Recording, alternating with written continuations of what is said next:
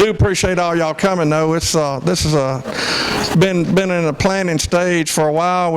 Dr. Frank Harrell's kind of put this package together. He's our programming director for the club, and he's done real good getting some top shelf people to come in here and give us some programs. Yeah, he's done real good with that. Matter of fact, I think it'd be a good time for me to turn it over to Dr. Frank and get this program started. Thanks, Mike. It's a real pleasure. I did not realize that he was from Mississippi and that he got his bachelor's degree from Mississippi State in electrical engineering until I happened on a YouTube video of the Tapper Conference, and the MC introduced him as being from Ole Miss. And he politely corrected him. He was from Mississippi State. So I was delighted to learn that Gerald is from Mississippi State. And then when I heard him talk about himself a little bit, I realized I knew a fair amount about him. He was a principal in the Sun River Corporation, which was a chip designer and some other circuit boards and some things like that. Certainly a high-tech entrepreneur here in Jackson, and was lured away to Texas and the Silicon Hills, as the concept, I think, was when they were doing their everybody wants to be another Research Triangle Park from North Carolina and that kind of thing. And Gerald has become eminently successful. Now, I think WLBT will correct some of the lenses that cracked today at lunch when at least one of us was on camera. But Gerald and I did a WLBT midday show today to kind of introduce him to the Jackson area audience and just kind of let them know that here's the local boy who's gone out and done really, really well. And so Gerald got his bachelor's degree in EE at Mississippi State and has gone on to a career helping launch Channel 16 here, installing their equipment, having been an engineer at WJDX and WZZQ at the time. WZZQ at the time. And so he had quite a career here in Mississippi before moving to Texas. So we're real proud of the fact that he's here visiting family and was willing to stay over a day. He's brought some of his wares, and I think if you're not using SDR, you're going to learn a good bit about that. So without further ado, would you give us a good Samara welcome to Gerald Youngblood? Thank you very much. Well, thank you for that introduction. Let me get a few things out of my way here. Welcome from the Republic of Texas. So I am a Mississippian. I was born and raised in Mississippi. Lived in Pachuta, Scuba, Sumrall, Bolton, Wesson, and then Laurel for a little bit, and then Stark Patch, the university. They call it Stark Vegas now. Is that what they call it up there now? They changed that. It wasn't called that when I was in school there. So I'm definitely a Mississippian. My accent comes back some when I come here, so I'll try to speak with the right accent. It's really fun to be with you, and I hope you'll enjoy it. I only saw a couple of hands with SDRs. We can fix that tonight. We can definitely fix that. So what I'm going to do tonight is I'd like to tell you a little bit about my journey into ham radio and electrical engineering and my career, how I got here, and how some of the things in Mississippi play a part of that as well. And I'd also like to talk about how I accidentally started FlexRadio. I didn't set out to do it. I've started a number of high-tech companies in my career. I've spent most of my career starting and running and raising financing for companies, but this is one I didn't set out to start until I just kind of accidentally started it. And it's in something I love, ham radio. Not many times do you get to actually have a career in your hobby. Now, the problem when you have a career in your hobby is that you don't go home and do it anymore. You know, you kind of do it all day, and so you don't. So it does kind of trade off there. But what I'd like to do is talk just a little bit about. You know, Yogi Berra said, when you come to a fork in the road, take it. And that's the story of my life. And that's true in both business and in life. There are inflection points. Andrew Grove of Intel said in his book, Only the Paranoid Survive, is that businesses have inflection points. These are critical points in time when everything is going to change. If you don't do anything, it's going to change. If you do something, it's going to change. It's either going to die quickly, die slowly, or it's going to grow. Those are inflection points. Same thing is true in my life. I would say one of those inflection points was ham radio. Getting into ham radio was an inflection point. Meeting my wife was of 40 years. It was a huge inflection point. So there are lots of inflection points, both business and personal, and those interact in our lives, don't they? Those things, we can see them coming together. So I'm going to talk about how ham radio has affected my life. This is me as a teenager. I don't know about you, but and I'm going to tell you a little bit about the story about how I got interested in ham radio. It begins with discovery of radio. I was living in Scuba, Mississippi, I think it was. No, wait a minute. No, I was living in Wesson. No, let me get this straight. Wesson's south of here. It's been a long time. I think I was living in Scuba at the time. That's where I was living. Everybody know where Scuba is? Yeah, Scuba. So, yeah, I see a hand back here. So, I was given a World War II transceiver. I don't know what it came out of, but it was about this big. I remember it. And it had hundreds and hundreds of electronic parts in it. I had no clue what those parts were, but I can tell you I was fascinated from the moment I saw it. So I didn't have anything but my dad's pliers and, you know, some scissors and stuff, and I cut every part out of that. And I sorted them, and I put them into these boxes. Now, I took this picture in the last year. I still have those boxes in my attic, and they still have some of the original parts in those boxes that I cut out of that World War II transceiver. And so I got an Allied catalog, and y'all remember Allied catalogs, and I would go through that catalog, and I'd say, oh, that's a resistor. That's a coil. That's a, you know, and I'd go through it, and I would figure out what those parts were, and I sorted them into bins. I didn't know how to use them, but I sorted them into bins. One of my friends got his ham license, and I remember he had a big old Hammerlin HQ something. You guys might know. Yeah, something like that. And I thought that was the most beautiful piece of equipment I ever saw. And I think he had a Heathkit transmitter, and he'd gotten his novice license. And so I was in the 9th grade at the time, and I was really fascinated by it. But I didn't get my license. We moved to Wesson the next year. Wesson has Lincoln Junior College. And I found my Elmer, Don Johnson. He was a physics teacher at Lincoln Junior College, and the high school was on the campus. And so he helped me build my first 6L6 transmitter. And so I had a Hallicrafters S38 receiver. Some of y'all remember those. They were broad as the side of the barn, receiver-wise. So anyway, that's kind of how I got into it, and I was just fascinated with the technology. Both, how can you magically put in signals into the air on a wire and then send them around the world and then collect those signals and be able to hear it? That's magic. By the way, it's still magic, and I now design transceivers. I now design radios, and it's still magic that we can do that. I'm sorry that more younger people don't appreciate that magic that we have today. I tell people about half the people don't know what ham radio is when you tell them. And so when I have to describe it, I say, well, it's the original electronic social media. That's true. We are the first social media 100 years ago, electronic, and we were sending digital before the word digital existing, right? So CW is digital, ones and zeros.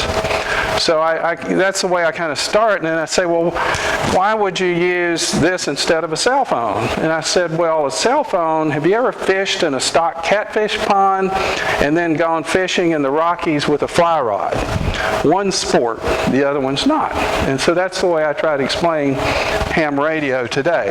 But anyway, those boxes, which I still have, were what got my start, and my friend in the 9th grade and Don Johnson helped me get a start. And from that, I went from making C's to making A's. And I got interested in becoming an electrical engineer because of ham radio. And I started applying myself. And my mom was glad about that. So I said, I want to go to Mississippi State. I want to be an engineer. I said I would never get in sales, by the way. Don't ever say never, because you're always in sales. So anyway, I went to State, and so I had to have the bulldog in there. Too bad about this weekend. Sorry if you... So at the time I went to State, there was a guy who's a ham there in Wesson who had gotten the chief engineering job to help build WAPT, Channel 16.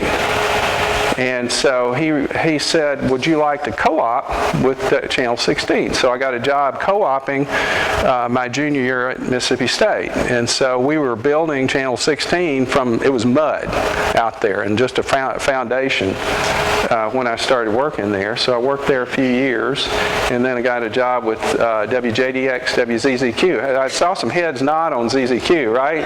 Album Rock, right? Some of you recognize that. It's amazing what you can find on the internet. I dug that up today to get it off the internet. So those were my early jobs, and then I started a PC board manufacturing company in 1975, which burned down about a year later, and then I went to work for Diversified Technology. I don't know if any of you have heard of Diversified here in Jackson, but I worked there for 9.5 years, and then 3 of my coworkers and I decided we wanted to go start a company.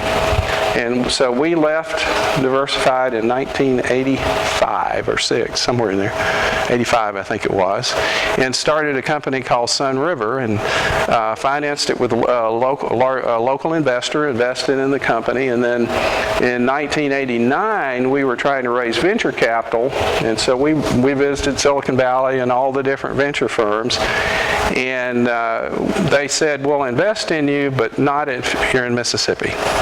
And so that was a tough one for us because we were all Mississippi boys and we wanted to stay here. In fact, we even had Governor Mabus, was governor at the time, actually call the venture capitalists for us trying to keep us here. And they took the call, but they just said no. So we moved to Austin. That was in 1989, moved to Austin 26 years ago and have been there since. Now, I will say, Austin is a technology city. Austin has probably doubled in size in the time we've been there. There are now almost 2 million people there. And the traffic shows it. But anyway, there are lots of high-tech companies. Apple's put in 5,000 employees in this last year, built a huge facility. So it's really a high-tech center. So it's actually been a good move for us. We miss Mississippi, but in high-tech, it was the right thing for us. So anyway, you'll see the Wolf Tales Co-Ed Junior College. One of the things is we built a radio station on the campus from scratch.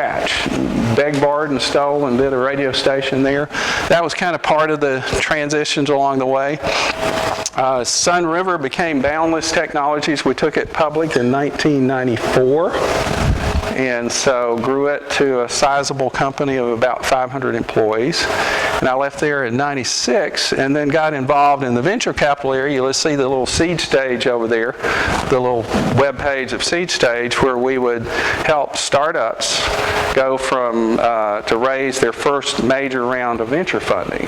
And so I was involved in that until the dot-com bust. If you remember, that was about 2001. And that plays into the story. All of these things are part of the story.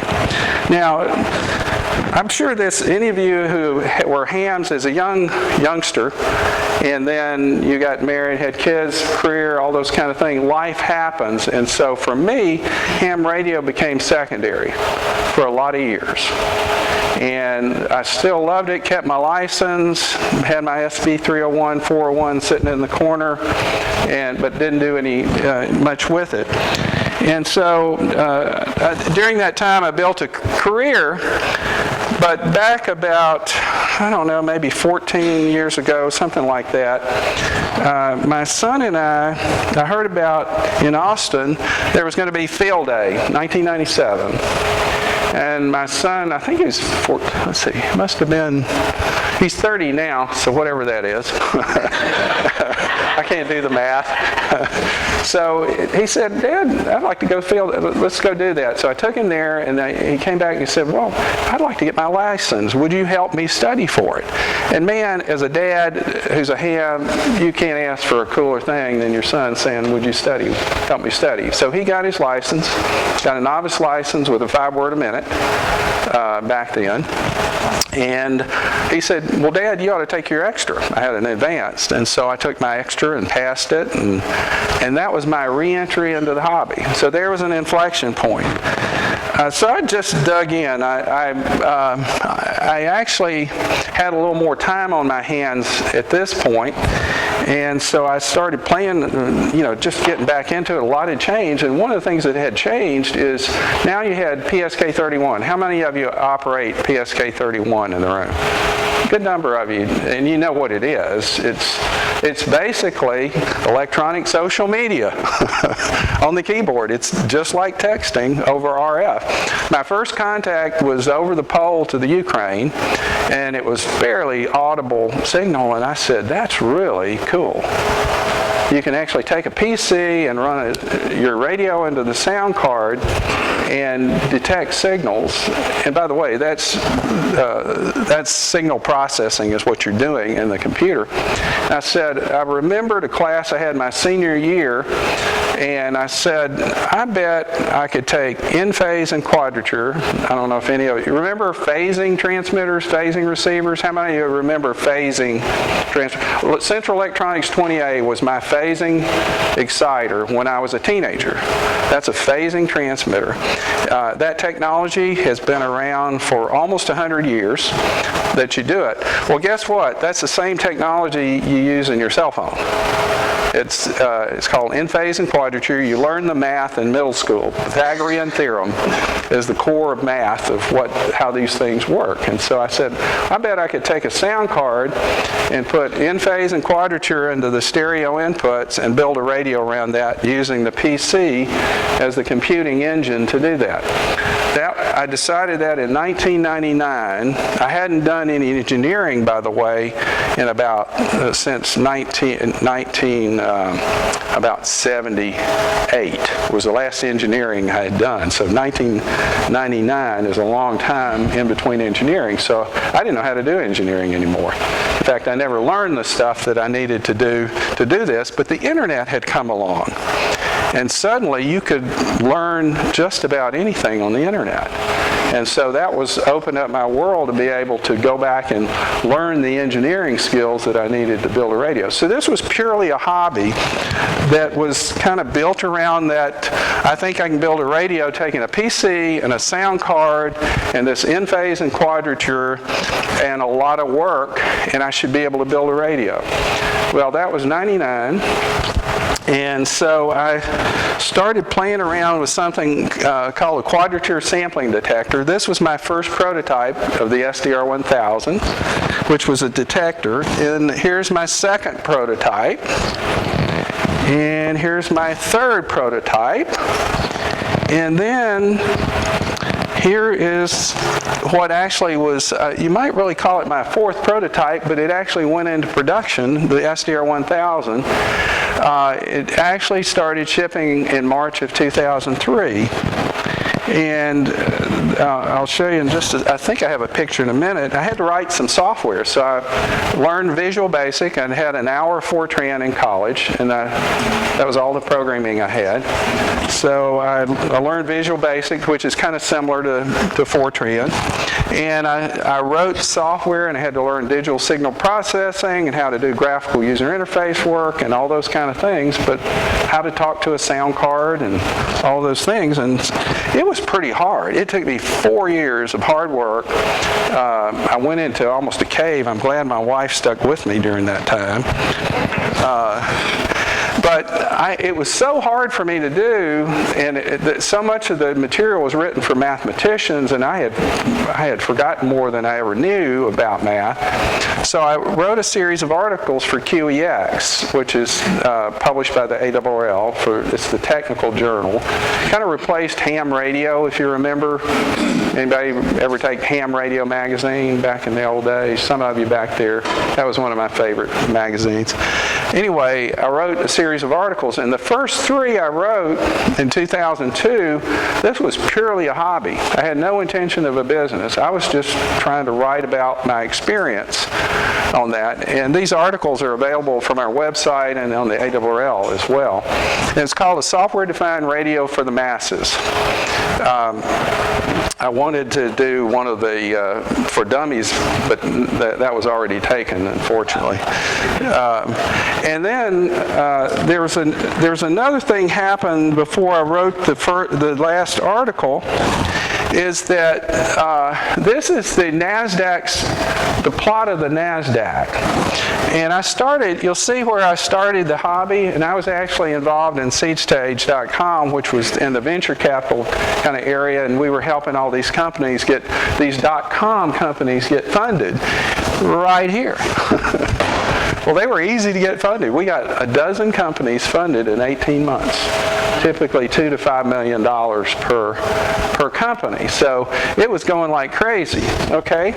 And I was playing around with this hobby on the side while this thing was going up.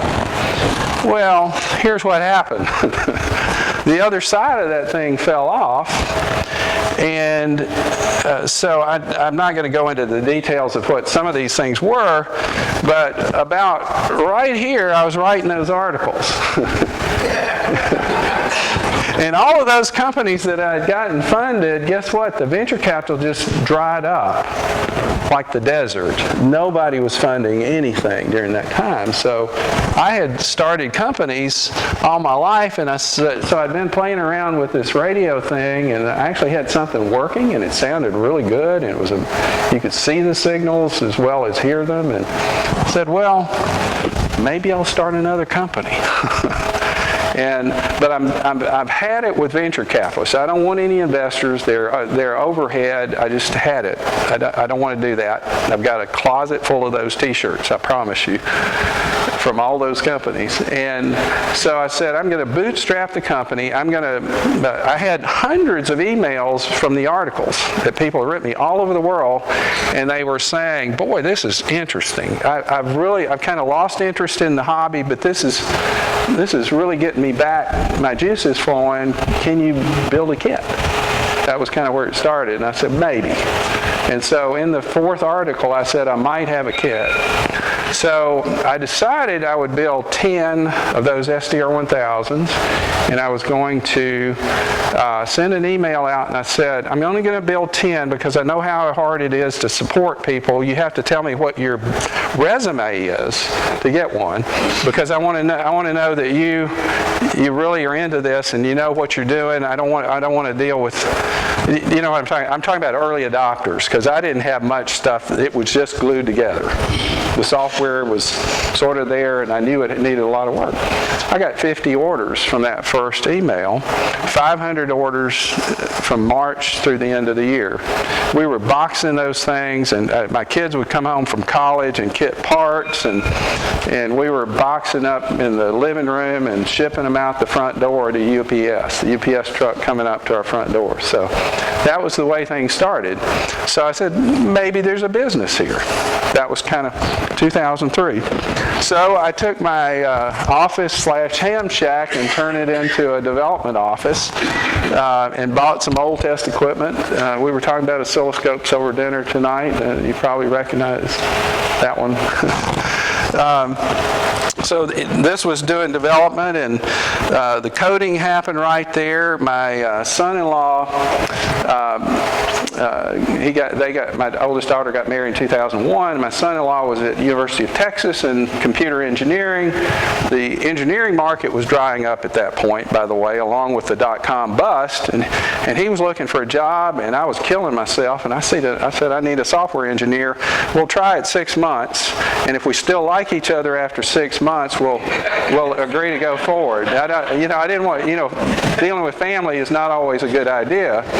He's still there today. He's still with the company today. He's a senior software engineer, vice president of the company, and that was his letter jacket back then. Now, and he was doing software.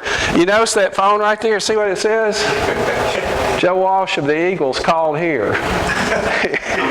He bought a 1,000 and then he bought a 5,000 and he called up for support and he said, "Hello, this is Joe Walsh." And I said, "Who?" And so I handed the phone to Eric and let him do the support, but that's a true story. And so here's K5CAT helping out. I mean, it was in the home, That's Charlie the cat. Now, interestingly enough, in ham radio, you end up with low friends in high places. You ever heard of that term, low friends in high places? Well, this is a low friend in a high place. It turns out that he worked for the National Security Agency, and he's a ham, N4HY. And he was plucked out. He grew up in Alabama, went to Auburn, and they recruited him to put him through Princeton. He's a mathematician, but he's a ham and one of the nicest guys you'll meet. He called me up and I didn't know who he was. Well, first thing I heard, he wrote a letter to the editor of QEX criticizing the software I'd done. Telling me all the things I'd done wrong in it. So I did remember that. And he called me up and he said, "Hello, this is Bob." I say, "Bob who? There are a lot of Bobs on earth." But anyway, he'd do that a few times and he said, "I want to rewrite your software." He didn't like my software. By the way, I didn't give him one of the first boards. He was one of the first orders. I held off for a while because I didn't like his criticism. So he said, "I want to rewrite your software and I want to get the government to fund it over open source," which had never been done before. So actually he did accomplish that. He got it set up so that he and Eric were texting. He was inside the NSA, approved to text and write open source software, and they were writing it together for PowerSDR. He wrote the digital signal processing code, rewrote all the code that I had done and replaced it with new code and wrote that, funded by the government. They got the rights to it. It was used in other things that I don't really know what they are, but we got to use that code, and that became part of what's now PowerSDR.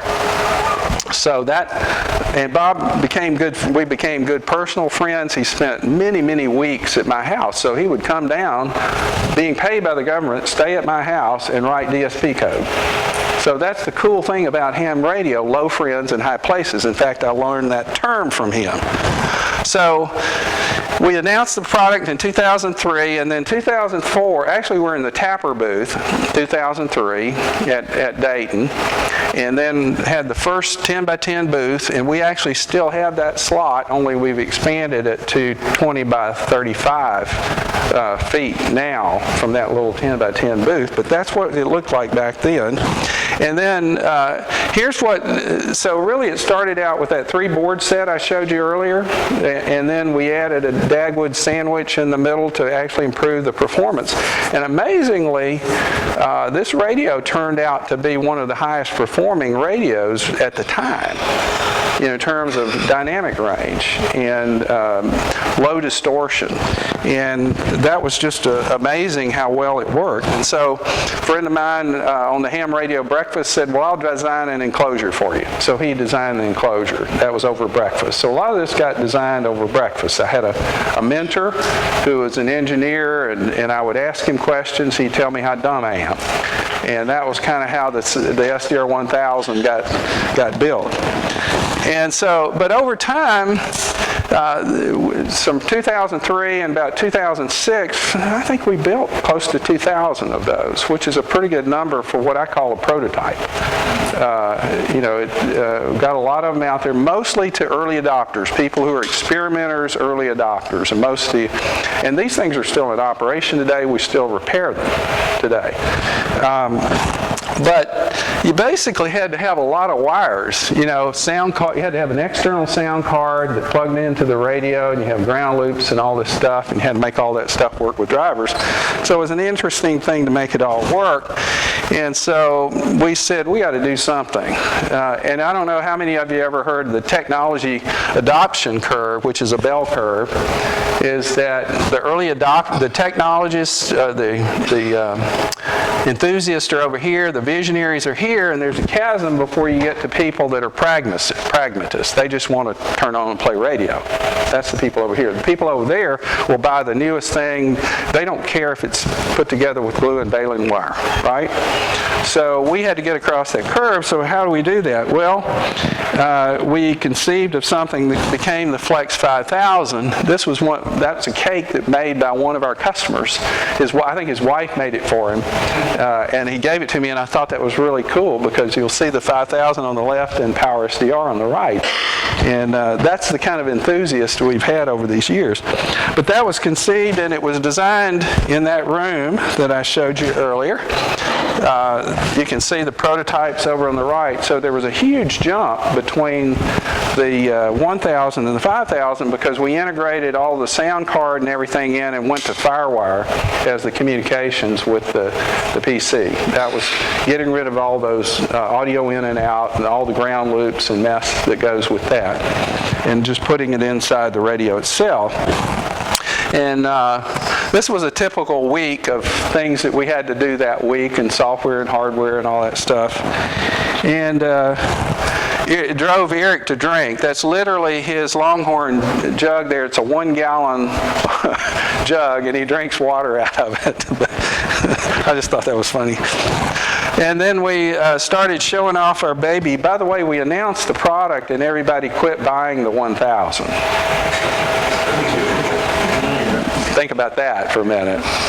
But we had to kind of announce it because we took pre-orders, and so we got pre-orders, but they quit buying the 1000. It always takes longer to develop than you think, too, by the way, if any of you know that. So Power SDR, that became an evolving product, and because it was open source, other people started to adopt it. You probably heard of SoftRock. You ever heard of that? He was one of our customers and grew out of our user group. HPSDR grew out of the FlexRadio user group, if any of you have heard of HPSDR. And so we were developing this open source software and paying developers to do it. We're the only people paying developers to do it. Over the years, the 5000 came out in 2007, the 3000 in 2009, and then the 1500 in 2010. The 1500 is still in production. The other two are no longer in production, and I'll show you what's replaced those. Now, that low friend and a high place, interestingly enough, we were sent a request for quote to build a radio system that became these two things on the top right here, SERX and CDRX. We bid on that system and won that system, and really the thing you see on the right is 32 Flex 5000 in a 7U rack that are synchronous. All of the receivers are synchronous. They tune synchronously. And so you can take all these antennas in and precisely know the angle at which they come from and the time of arrival and all those kinds of things. So it's a very interesting kind of system, but it has an Ethernet connector on it. So all of these signals are being streamed over an Ethernet connector. This is important as I start to talk about what we're doing today. And The little board on the left is a PCI Express card that has a direct sampling receiver, and I'll show you what that means in a minute. And it had 16 receivers on that one card. And it could simultaneously look at all of HF, and the spectrum of all of HF, and detect signals and then steer receivers to go to those frequencies. That's what those were. That was one contract.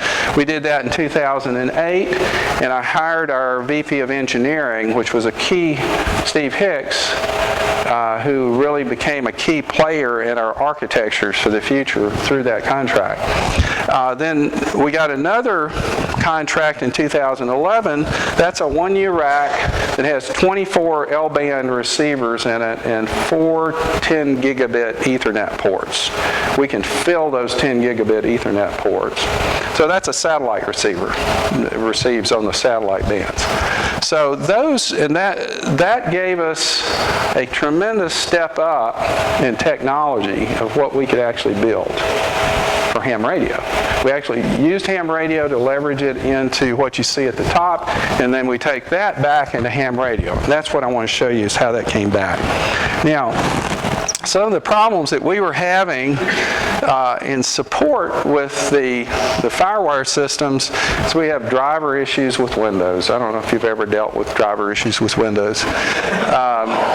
Believe it or not, at the time we started with FireWire, it was the leading technology for streaming, audio and video. It was designed to do that. USB was not designed to do that, unfortunately. It's a very different protocol system. But FireWire started getting hard to get. A problem for us. We had problems making CW work well because we used the PC as a fat client, or all the computing was done on the PC, and the radio was just a modem. You can think of it as a modem. And we had to get back and forth and make CW happen. CW is the hardest mode to make happen, believe it or not, well, especially if you're QSK. You want to do real-time QSK, it's a real-time system. And so it's actually a very difficult thing to do. Sideband is easy, believe it or not. CW is hard to make. Now, it's easy to do on a 6L6, but you can make it chirp really well, you know. So, and then we had, because the software had kind of evolved over time, it became what we call spaghetti code. You pull one piece here and it comes out over here, you know, and so it's whack-a-mole. And really the state of the world was changing. The internet is changing everything. The Internet of Things, Ethernet, is ubiquitous. You can't buy a PC that won't do Ethernet well, the internet well. They have to do it well.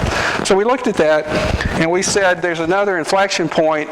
Let's take a clean sheet of paper and start from scratch. I don't know if you know how crazy that is to say we're going to abandon, we're going to start over, we're going to start with no hardware, no software, we're going to abandon open source, because we were actually paying engineers to write software for competitors in a small market. Ham radio is a small market, by the way.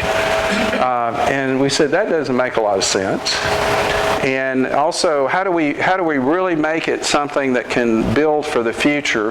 Can we leverage what we learned in doing the government and commercial systems into ham radio? Bring that in, really raise the bar in ham radio. That's what we wanted to do. So we started on that in June of 2011.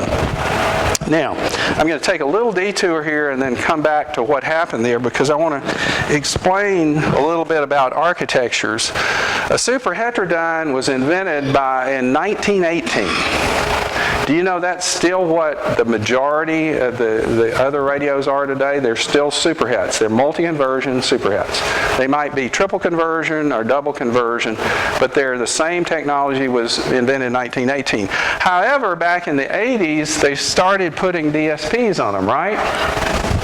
Okay, so that has some signal processing on it, but it's limited, because what we do is, let's say the RF spectrum we're looking at, they might take it up to 64 megahertz and bring it back to 455 kilohertz, and then bring it down to 38 kilohertz, where the DSP, the A to D and DSP, can deal with it somewhat in the super audio range. That's how those kinds of radios work. That's ICOM, Kenwood, Yaesu, Elecraft, Tintac. All of those radios are in that class. Now,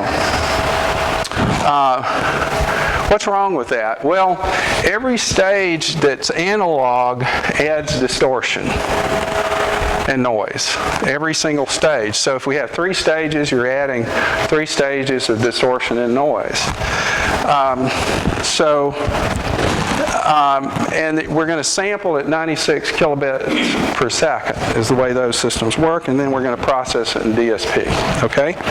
Now, direct conversion has been around, I can't remember if it was before or after superhets, but it's been around.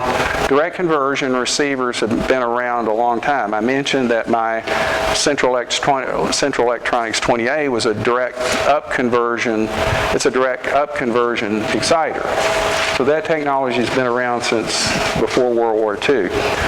However, the technology had improved to the point that we could do it with very high performance. And because we have signal processing, we can fix the problem between in-phase and imbalance between analog systems.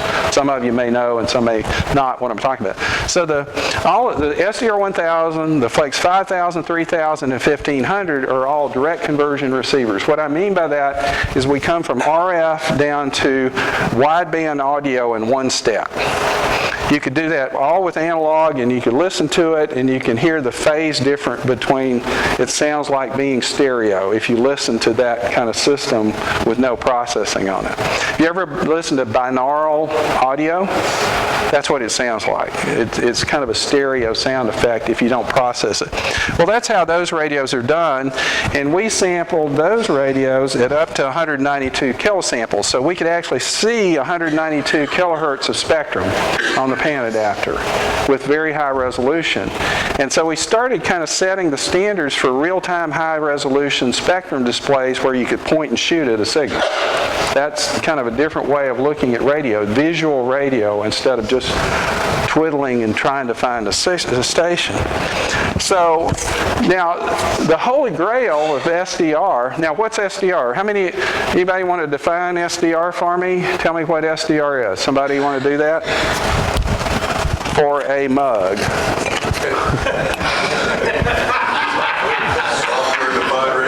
Yeah, so what's a true software, what? It's got to be in the IF. So what's a true SDR? Somebody got to get that.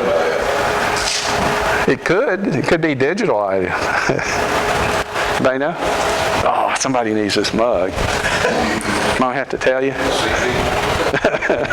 Okay, I'll tell you. I'll give you some more ways to get. I got mugs and hats. I got to give them away. I can't take them back. So software-defined radio is where 100% of the modulation, demodulation, filtering, mixing, everything is in software, and therefore you can modify it. You can change it very easily. Either the manufacturer can change it, we can download it into the radio. Now, there are some people that are saying their DSP radios, the Superhet DSP radios, are that same thing. My battery's going dead over here. I'll have to grab another battery. There are people saying that you can stick a DSP on the back of the radio, but you can't do 100% of that. What if you could directly get the entire RF spectrum, run it into an analog to digital converter, and you're processing numbers. And I could take those signals and mathematically manipulate those signals. In other words, right at the antenna, I digitize the signals at the antenna and use very high-speed processing to take those signals and filter them, demodulate them, and put them down in the audio spectrum. That's a software-defined radio, and that's the optimal way for that to occur. So that's what we set out to do. To get back to this, in our newest radios, we sample the antenna at 245 1.76 million samples per second. In other words, think of it as like a voltmeter that I'm going to sample that many times a second, a digital voltmeter, and I've got numbers now. And with those numbers, the same math that works in analog world works in the digital world. I can build filters in math. I can build perfect filters in math, ones that don't ring. I can have 10 hertz bandwidth filters that don't ring. Try that with a crystal filter. Have you ever listened to ringing in crystal filter, narrow crystal filters? Digital filters don't have that distortion because they're perfect. And I can make near perfect mixers, all of those kinds of things, and I can get rid of all that distortion. And if I take in this whole bandwidth, I can look at all of HF at once. In fact, I can look for DC through 70 megahertz at once.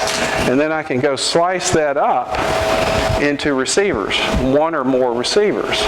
So that's what we're able to do in the direct sampling world, and we call that a spectral capture unit. We capture the entire spectrum, and by the way, you can look at the entire spectrum, and then you can slice it up into multiple receivers and transmitters. And all of that's done in the digital world. So that's what we set out to do a few years ago. So, in May of 2012, this is the crowd that we took to Dayton, and we showed off the Flex 6000, the 6500, and 6700 we announced in 2012. And that was the team, and that's the first units there showing there. A long way from that first full 10 by 10 booth, and they're standing right where that booth was. And so we came out with a series of the 6500, the 6700, and then a year later the 6300. And these are different tiers of radios that have different capabilities. The 6700 is like two 6500s in one box, meaning I can digitize two antennas at once. I can have a 6-meter antenna and a tri-bander, 20, 40. So I can be looking at all these bands at once. I can look at up to 8 bands at once. I can monitor propagation. I can be having digital decoders running on all those bands and looking for signals on all those bands. PSK31 on all those bands, or RIDI, and all those different things could be operating at the same time. So another thing we chose to do was use that Ethernet technology we developed on the government systems to make these radios servers. If you'll notice, this is a Cat5 cable plugged into here. That's a server. That thing's running Linux inside the box. And so this is a server, and all these other devices are clients. So that can be anywhere in the cloud. What are the implications of that? Well, this is actually my shack now that I've remodeled it, and I've got a desk here, and that's a 12U rack. That's a 6700. That's a rack-mounted PC there. That's automated antenna control and power supply. That's my station. I can roll it out, and I can use it anywhere in my house. I can actually set up my iPad so I can use it remotely. Because it's a server. It's in the cloud. I can have multiple radios that are in the cloud. So that means that if my shack is in the cloud, there are all kinds of possibilities that open up.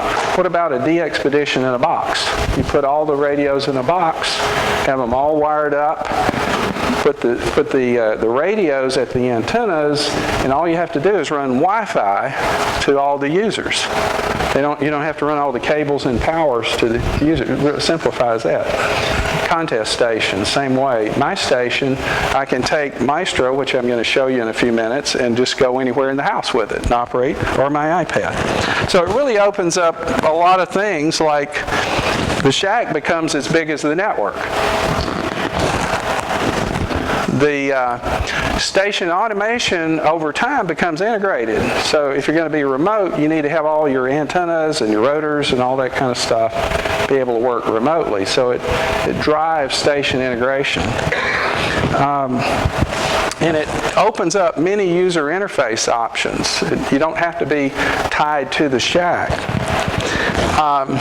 and you can operate anywhere. Those are some of the implications. The prerequisites are you have to have Ethernet data communications. You have to have massive signal processing in the radio. Technically, what's in that little box right there would be the equivalent of a Cray computer in the early, around 2001 or so, a Cray computer. That we couldn't have afforded that. But so many things have driven that cost down that we can now afford it. To put that in a ham radio. By the way, I did the consumer price index on a Hot Water 101. Anybody remember that? It was $400. Today, that would cost $2,500. That a hot water kit. That's the same price of that with a Cray computer in it. That box with a Cray computer effectively in it that directly digitizes the signals. The same, but this one's already assembled, and you had to assemble the Hot Water 101.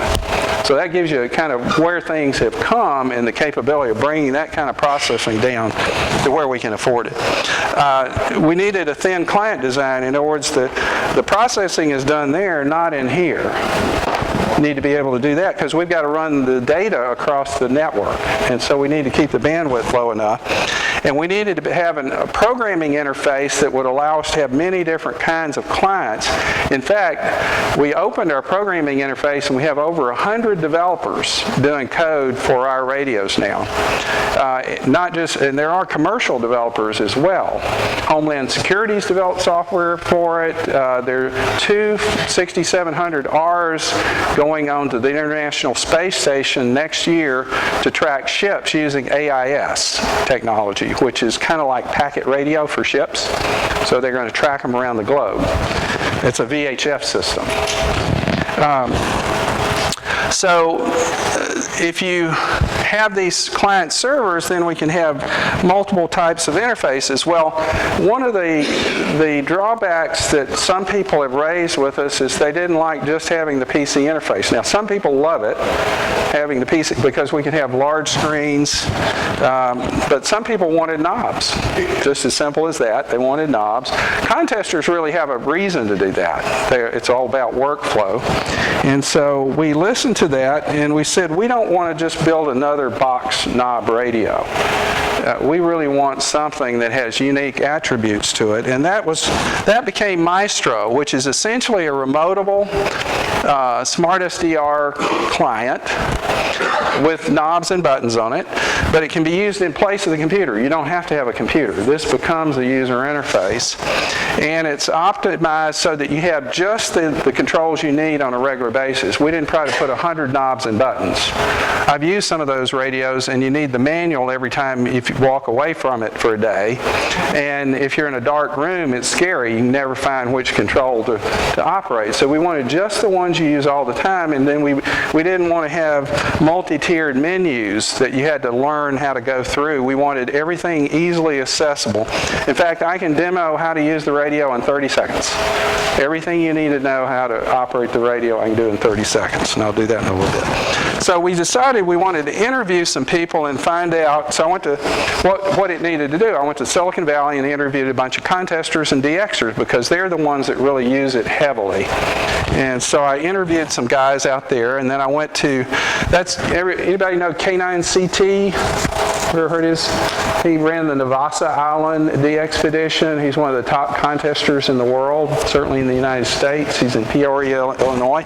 Went up and spent a weekend with them while they were running the, I think it was ARRL contest, the Internet DX contest, and just immersed ourselves in watching how they operate and tried to study how do you get the most effective workflow in a radio? What's wrong with the existing systems that are out there?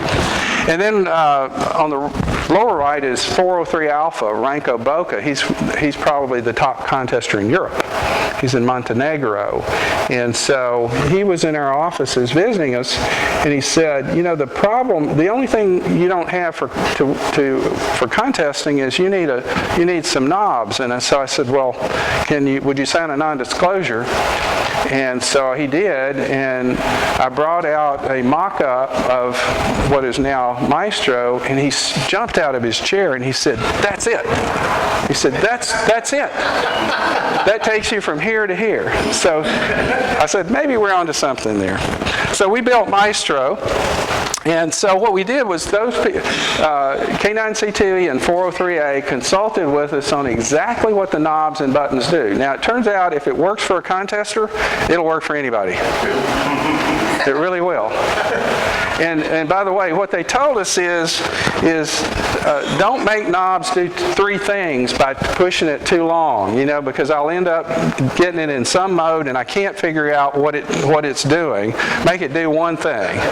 Put plenty of room between the knobs. I got fat fingers. Don't make it so there are too many things there and I get all screwed up. So we learned a lot of things about that. They want to be able to know exactly what it does, and it needs to do the same thing every time, and I only want the controls that I use all the time.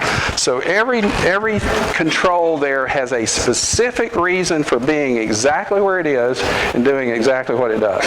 So this might be one of the first ergonomically designed user interfaces for a radio, rather than just how many knobs can we throw on it, or buttons can we throw on it. So this, instead of a little bitty pan adapter, we have an 8-inch touch high definition touchscreen pan adapter on it, and we can show 1 or 2 panafalls, and that means I can have it on 2 different bands. I could have the top one on 10 meters and the bottom one on 20 meters, and be operating on both bands, which is something you do in contests, by the way. So it has an integrated CW keyer, mic, line in, line out, everything. In fact, hopefully if it's charged a little more, it'd be better for me to just pick it up and show it to you. So that's it. Can everybody see it? I think that battery is really... So you can see I've got an 8-inch diagonal HD touchscreen, and I can actually pan the pan adapter just by doing that, and zoom there. Make sure it looks awful expensive. And it has your knobs on it too. We'll let you all come up here. If I want a second pan adapter, I just touch right there, and now I have another pan adapter with another receiver here. And it's tuning the B knob down here, and it's touch as well. And so I have the A controls here, the B controls here. I can control audio, AGC threshold, the bandwidth of the filters, high cut, low cut of the filters for each of the 2. Here, if I want to change the mode and so forth, I just touched on the frequency. And there's I have the bandwidth of the filter, I have mode, the band, I can type in a frequency, and I can do that for the A VFO, and then I can come over here and do the B VFO. If I touch there, I can change my antennas. So I can touch there, I can touch here for all my transmitter controls. I just showed you everything you need to know. All of that is what controls the radio right there. So it has a battery that's going dead on me because I didn't charge it today. I'll show you that. That's a cell phone battery. You've seen the cell phone charger batteries? I got some more down here. I'll pull one out in a minute and put it in here. But it hooks up to a USB. USB. Apple battery that you can't replace. No. Over here I have a Ethernet port, so I can go hardwire. By the way, I'm running Wi-Fi. You realize I can walk around the room with this radio. It's controlling this radio using that Linksys router right there, operating the radio by Wi-Fi. That's never been done before. So what that means is I can have this in the shack, I can grab it, go to the living room, and chase DX, or out by the pool. So that's a different way of thinking about operating a radio. Just don't throw it. Yeah. It weighs under 4 pounds with the battery, a little less without the battery. The battery charges in circuit. It has microphone, line in, push to talk, phones, line out, power speaker, key. It's got a K1EL keyer built into it too. So basically it's everything you need for a radio, to operate a radio. And usually if I had charged it and I had the larger battery, about 6 hours. Something like that. So when I take a break here, I'll plug in hopefully I've got a more charged battery over here. You want to plug it back in over there for me? I thought I had charged it, but I guess I forgot.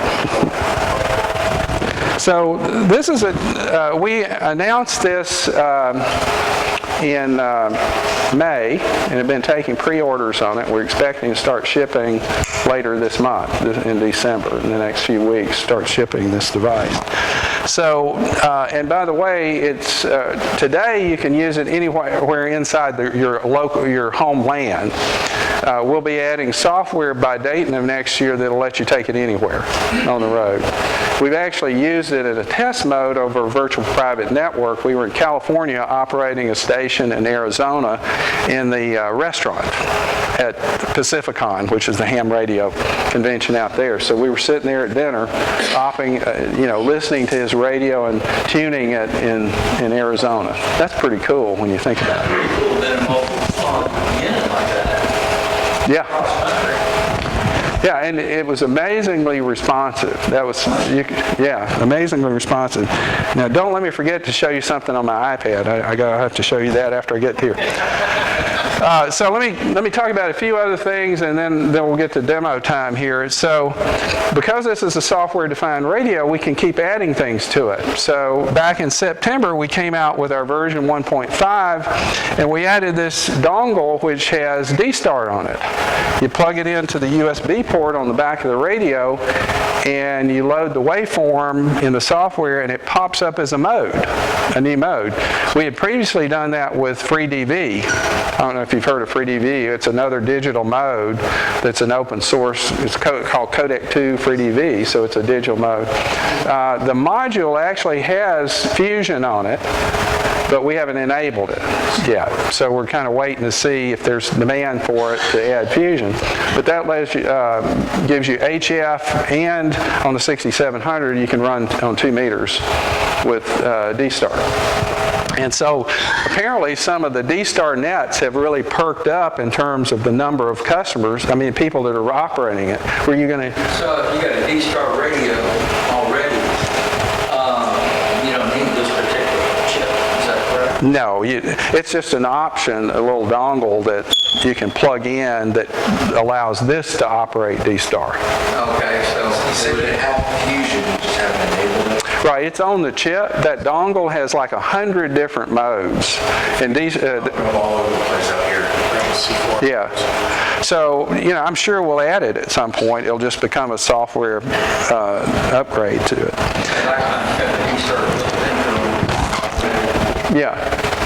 So we added a new RIDI mode, D-Star mode. We added full duplex on all the radios, so you can simultaneously, if you got 2 antennas, you can be listening while you're transmitting, which is one of the things you do for satellite operation. It can be really useful for contesting, DXing, where you want to listen to if you've got enough isolation, you can listen to the DX station while you're transmitting. We added single operator 2 radio on one radio in the 6700, and I'll show you that in a second. We also added some new, this is a new wideband noise blanker. Look at the noise floor. You won't be able to hear it. We're going to turn it on in a second.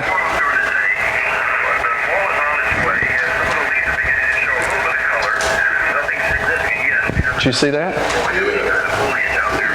Hear it? Turned it off.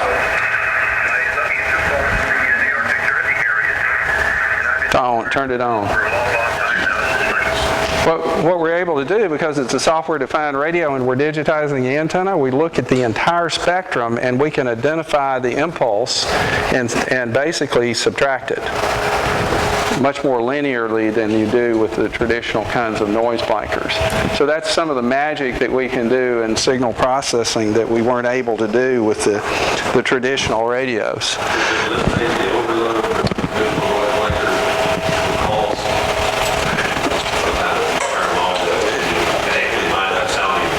Yeah. It eliminates most of that, but we allow you enough adjustment range that you can make it aggressive enough that it will interact. In other words, you have to adjust it properly, but we needed to leave enough range so that when the bands are not as crowded, but the noise is lower, you have more aggressive adjustments. So there's always a trade-off between those two. One thing to remember is there's no such thing as a silver bullet that addresses all kinds of noise. People don't understand the difference between impulse noise and non-correlated and correlated noise. That's an area of education that we need to do, because everybody thinks, well, my noise blanker doesn't lower my 40-meter noise floor. Well, no, it's not, because 40 meters is noisy. That's propagated noise. You can't get rid of that. So there's the things like that we need to do a better job of educating. Noise is like, in my house, I have a plasma TV that generates just Oh, gosh. a nightmare noise when Get rid of it.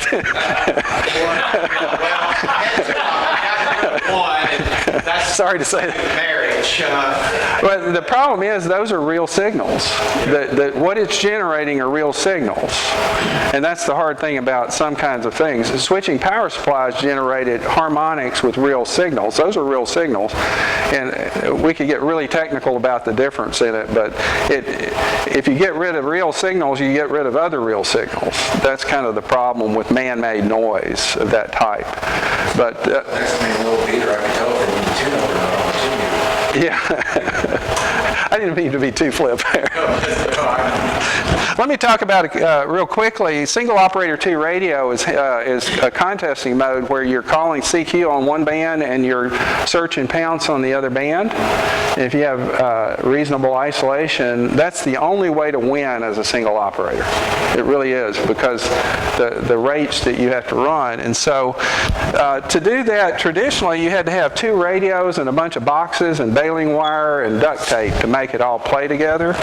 Here's what the back of K9CT's station over the upper right, that's what it looked like, and that's what the front of the station looked like to do SO2R.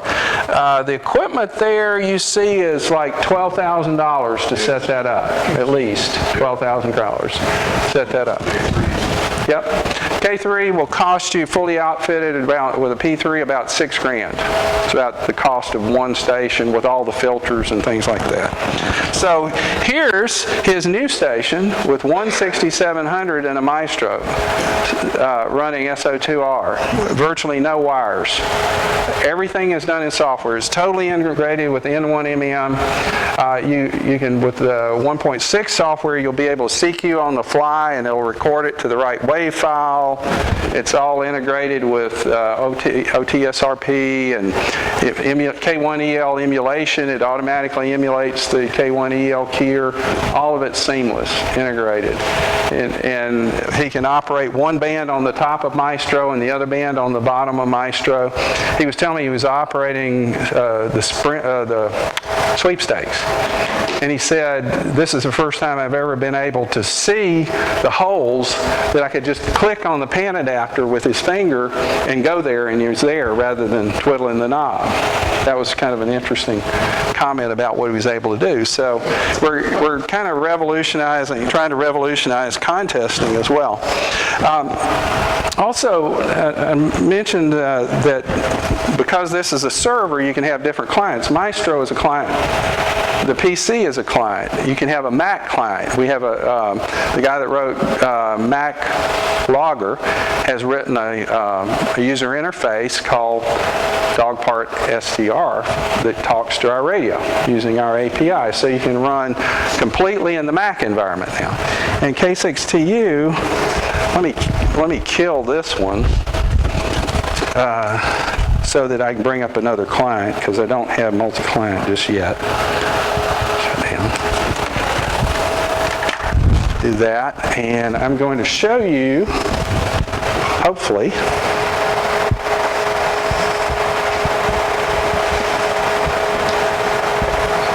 Okay, this is an app available on the Apple Store. It was written by a guy who is a venture capitalist in Silicon Valley. He's K6TU, he's a ham. And he ran Cisco's engineering organization one time. He invests in companies now. He's a ham. Low friend, high place said, I want to write a client for this radio. So he wrote this client. So this is the AM band here. So it's an iPad app, native app. I can pan, tune. So let's see. Yeah, let's see here. Yeah.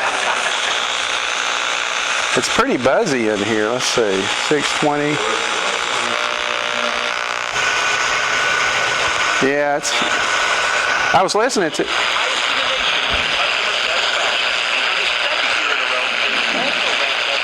I'm getting it, but you got a lot of buzz on it in here. We could go up to, let's go to, yeah, you can watch it here. So let me go to, let's see, it's 40. Oh, look at the noise in here. I wonder if 80. What'd you say?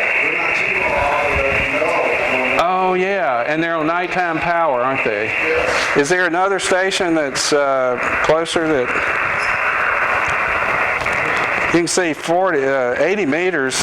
We've got lots of noise on 80 meters. I'm going to turn the lights. Can you get the lights here a little bit? Let me try. I don't know about those on the side. Mike, you know if those are security?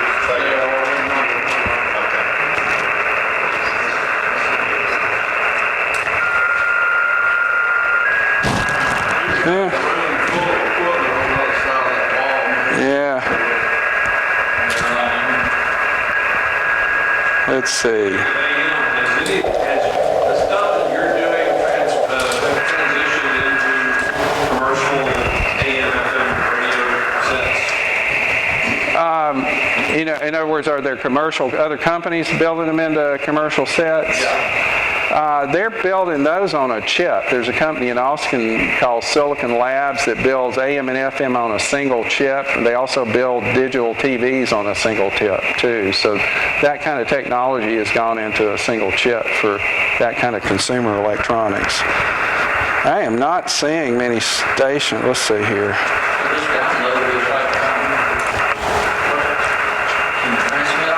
Yes, you can. It's an in-app purchase for the transmitter version. The receiver is free, which is what I just downloaded this afternoon, but you can do an in-app purchase for that. So the receiver, you're talking about the radio there? Yeah, the receiver is actually a computer. The radio is very good with the antenna in here that we're having. I'll have to...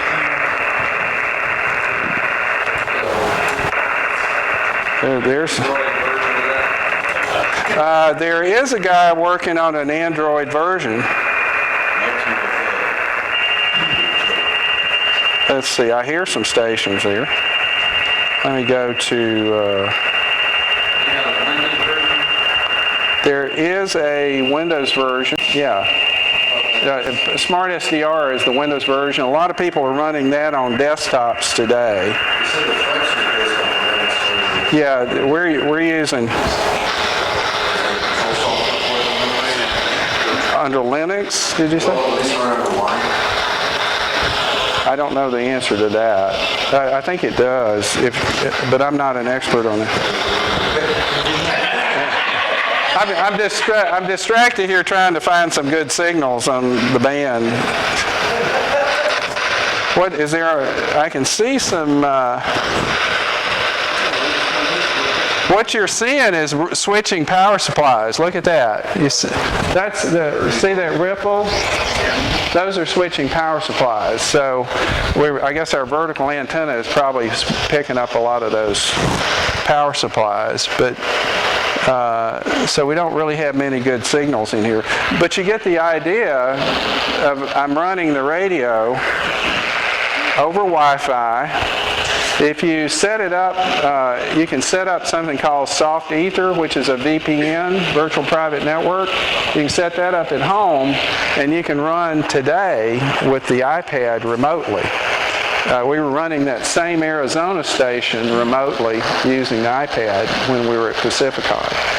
So that capability exists today with the iPad app.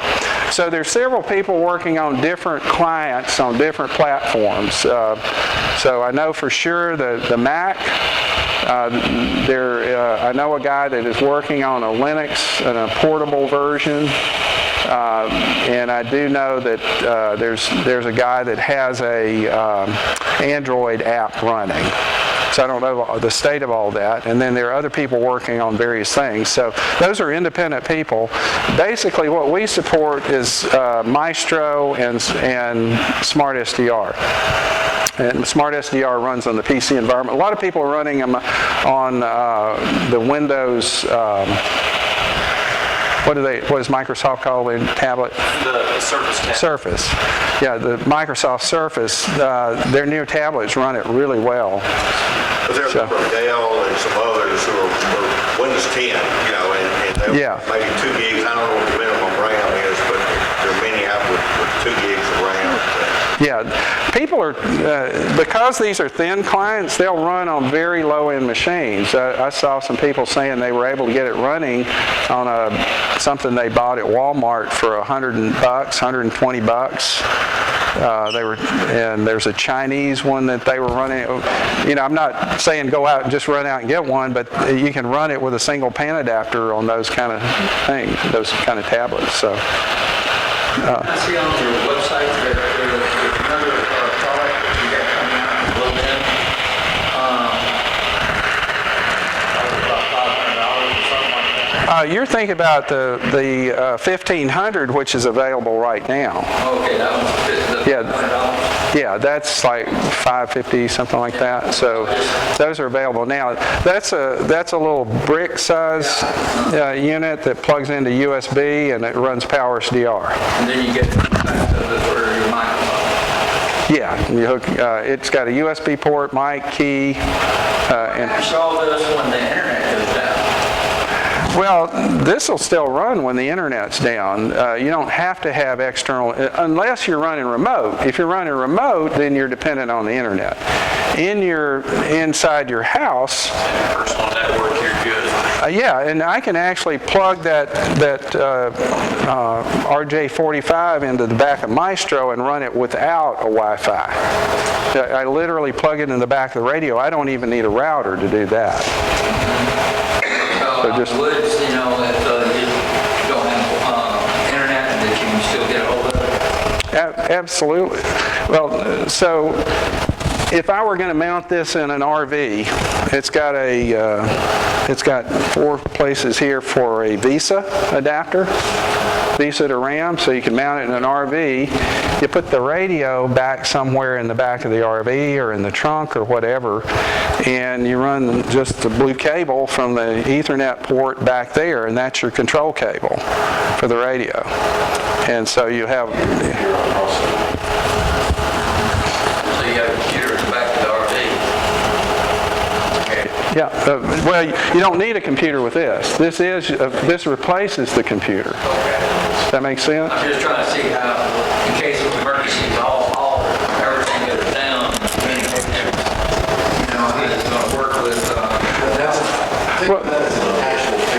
Yeah.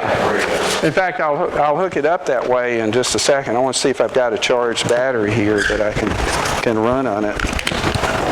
Like I said, that's a cell phone battery we bought on Amazon. Yeah, let me show you.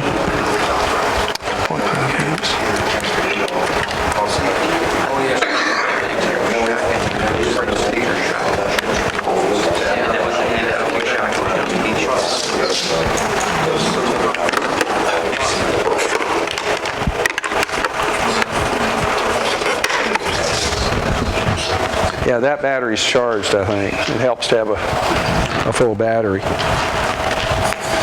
So I can show you just a second how we would hook it up doing that. Let me get it started here.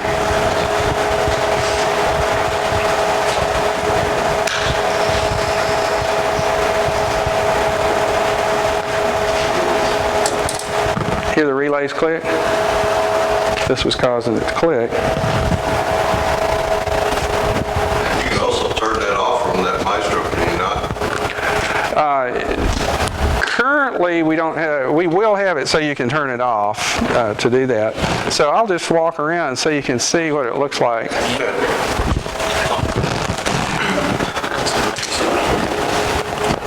You there?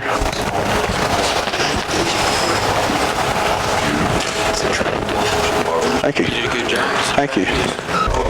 So, do you want me to take a few more questions, or what? Okay, let's You want to see? Yeah, let's. Guys, listen. Let's kind of rack in order, and I know all of you got questions for your site about this. So let's do for the sake of time. Let's do a few questions. And so, if you've got some questions for Gerald, I know Don, you've had some good questions, and I'm really surprised our resident engineering staff in the back there hadn't had some good questions. Mike, yeah. First person that asks a question gets a hat. There you go. That was you? Okay. That was him. What is your question? When I talked to you all the time when you were... Oh, you did, didn't you? Okay. There you go. All right, Thomas Gandy. Thomas Gandy's got a question. Gerald, what is the, so right now, the front end of the receiver's 6 meters through HF, and you buy the dongle, and it'll take you up to the 2 meters. Is there any plans to go? That's not quite correct. Let me correct you before. So the 300 and 6500 go through 6 meters. Actually, 6500 goes through 4 meters. However, the only one that goes to 2 meters is the 6700. So I wanted to clarify that. The dongle gives you free DV. D-Star. Okay, so it's just basically got the chips in The modem. You couldn't make it there. That's right. Okay, one follow-up on So that. you get one I've too. got I one promise I'm follow-up, going to do this. Gerald. Oh. Gerald, one follow-up on that. You know, we've got, as per the recent ITU meeting, we've got a new band allocation. What are some of your thoughts about that? It's already on the unit. We've got, it's 630 meters and 2200 meters have buttons now on here. Okay. And it's low power. You can it's out the transverter port. All 3 radios do it today. So you go listen on those bands. You can listen to submarines if you want to on DC, down at below 60 kilohertz. All right, so that's one of the virtues of the architectures. These changes, many of them are implementable pretty easily. Okay, our gentleman from, I think, the Big Easy had raised his hand for a question. He's looking at his phone now. He's entertaining Tom Brown. Yeah. Yeah. We were looking online. Okay, what was the question? I was going to ask if on the Wi-Fi version, if right now you can't, you said, but will there be a time when if you're in a plane that's got Wi-Fi, like some of them do, you can, I know I've got an MacBook and I've used it on the plane. So the question was, will you be able to run from a plane? There are people doing that today with tablets over VPN. Yeah. So the answer is yes. There are people doing it today. Now, we don't support it natively. They're using VPN and they know how to set up a VPN. So that's happening today. In fact, that same guy in fact, there's a guy who is running his Flex 6000 in California from the Mediterranean on a ship. And so, I mean, if you have a little bit of adventurism in you, you can go do it today. By next year, about May or June, we will have it so it's native out of the box. You'll be able to take a Maestro, turn it on, run your radio at home. That's the kind of plug and play. And Gerald, as cars get internet built into them, it'll give a new meaning to a portable station. Well, you could also do that today. I mean, with the iPad app, you could run today with if you've got LTE, right. You've got a hotspot to LTE using the iPad app. You can do that today. Okay. Yes. Yeah. Okay. All right, we got one here in the middle. You said it has a CW Sorry. in the back. Yes.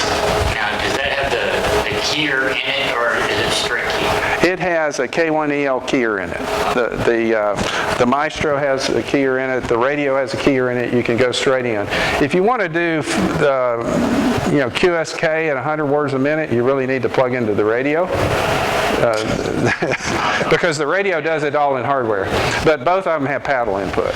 Okay, now, Gerald, have you ever heard of Pope Gibson?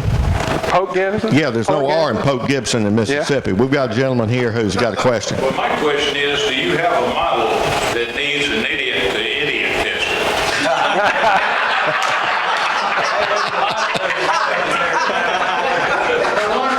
We have a few of those already.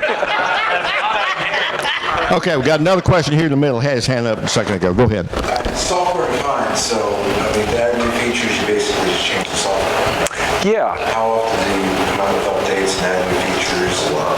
On average, 3 to 4 times a year, we do a significant release, what we call a point release, like 1.5, 1.6, 1.7, etc. So we're about to do, I think, our 4th release this year. Let me compliment you on the documentation with the releases. It's very good. Thank you. It's like zero. It's a no-brainer. Okay, you don't have RTTY in it, so by requesting, you can add that very easily in software and just update. In fact, people were the contesters were asking us for a true RTTY AFSK mode, where you would click tune on the mark, and it's dead on with the filter exactly where it needs to be, and it's in the log with the right frequency.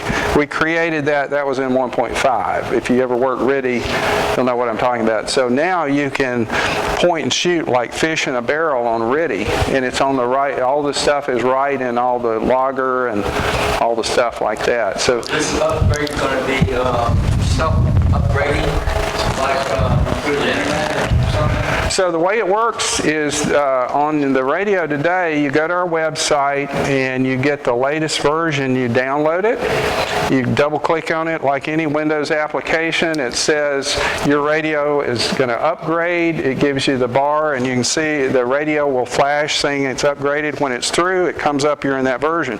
You can go backwards if you don't, you can go backwards, you can go forwards, you can keep multiple versions on your PC at the same time. Okay, Tom Brown had his hand up here. Give him a mug. I was out of hats. All right. Yes, sir. Who got the mic? Noise rejection, every signal rejection, front end entirely in software, or are you switching any bandpass filters in hardware? All the noise reduction is 100% software. Some of it's done in what we call a field programmable gate array, or FPGA, which is done in, it's programmable hardware, so it's done very, very fast. Things you can't do in a computer, you can do in a programmable hardware. Yeah. Give him, you already have a hat? Oh, okay, we got one right here in the back. We'll come back up to Arnie in just a second. Yep. I've never seen one of these. I know absolutely nothing about it. Let me slide by. If you don't have the Maestro and you have the radio, do you control that from your PC? Do you have something on your screen? Yes. Putting that, change frequencies and all that? Yes, you do. In fact, I might just want to go back to show you I have a picture of what the PC version looks like. Let's see if I can find it here.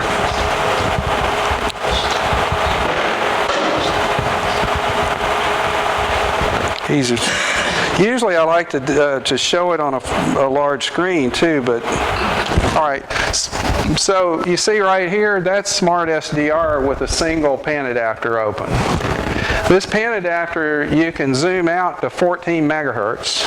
You can have multiple pan adapters. The 6300 can have 2, so you can have, it goes 7 megahertz. So the 6500, 6700 go up to 14. So you can see all of HF. You can put 2 side by side and see from basically 160 through 10 meters all in one swath. And you can actually watch the ionosonders sweeping up the band, and you can see where the MUF is. You can see which bands are open. You can zoom in to the point where you can actually see below the noise floor. You can see signals you cannot hear. In fact, I don't know if I said this in here, but one of our customers said that he was chasing Iran here recently. I think they were on the air, right? That sound right? I think it's Iran. It was some hard-to-get country in the last few weeks, and he could hear the DX station, but he could not hear who he was talking to. And that's kind of a problem when you're not a big gun and you want to go work this guy. Well, he was able to. You can scroll back on the waterfall. I can take my finger and I can scroll back and I can see the Zulu time, and you can actually go back and see who he worked. You can see exactly the frequency he worked and who he worked last. And he was able to drop even though he couldn't hear him, he was below the noise, he could see him, he dropped his transmitter there, worked him on the second call. It's kind of shooting fish in the barrel. All right, let's go one more question. Who's got the final question? Who got the, no, Arnie had his hand up. Yeah, I have a Flex 3000 and I do digital modes, and you have these Russian virtual audio cables. Yeah. Is that eliminated in the smartest? So we've integrated all that into our software. We call it Digital Audio Exchange. It's automatically installed and set up.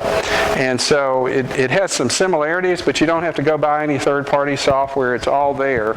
So you can take a receiver and assign it to a digital channel, and I could have you can bring up more than one FL Digi, for example, and you can be on different frequencies with FL Digi monitoring, or you can have RIDI and PSK 31 on at the same time, and all of that's integrated. It's automatically loaded, and the CAT software and the digital mode software those are clients, so they could be running on a different PC. You could have a PC running the digital mode software. It talks directly to the radio.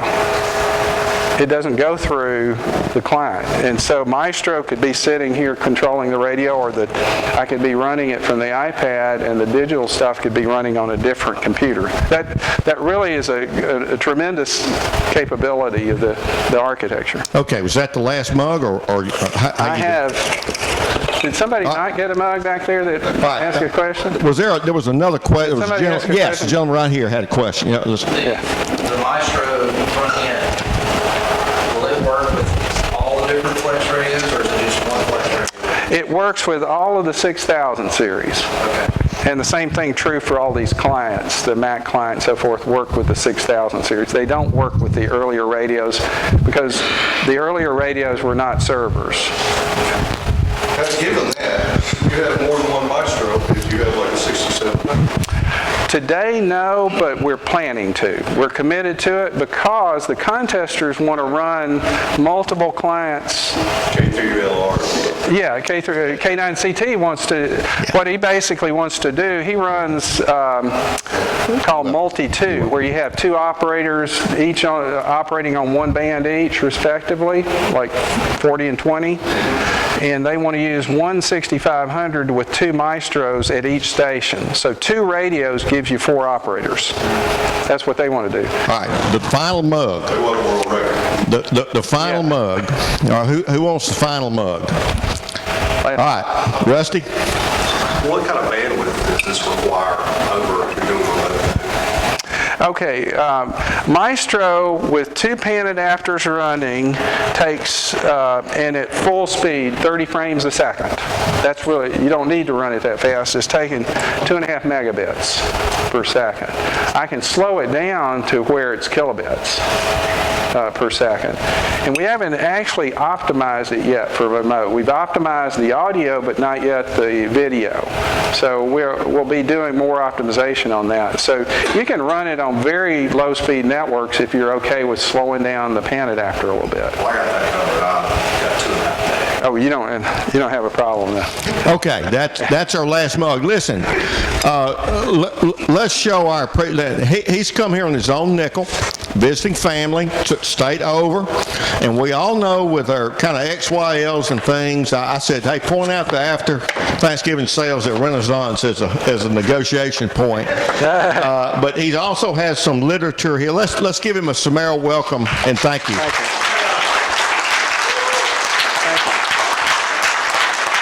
And I have Maestro buttons. Everybody can have a button. Okay, now. There'll be a collector's item. Now, we know, I lived in like Pope Gibson, it's called Fort Worth. All the good guys in Texas wear white hats.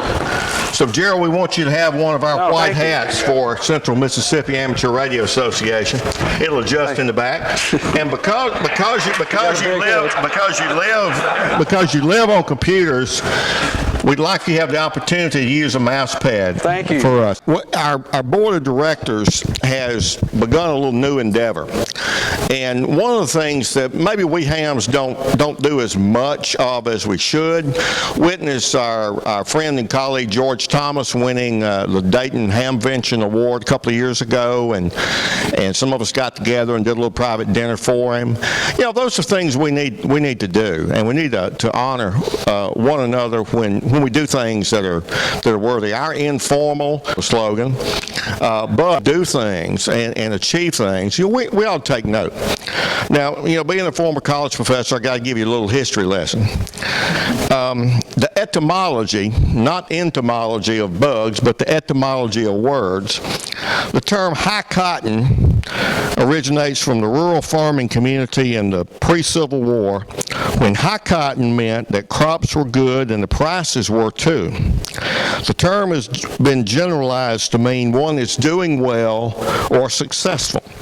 So the board of directors has authorized a periodic High Cotton Award by the Central Mississippi Amateur Radio Association. And it's my real honor to introduce that award. And our first award will go to our speaker tonight, Gerald Youngblood. Gerald, if you'd come up, I'm going to turn it over to our president.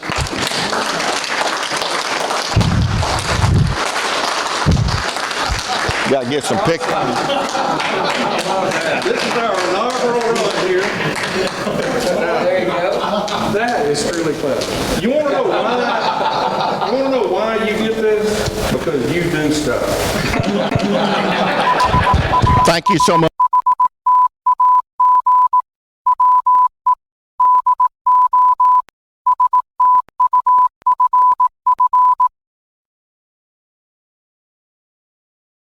See Mara. We do stuff.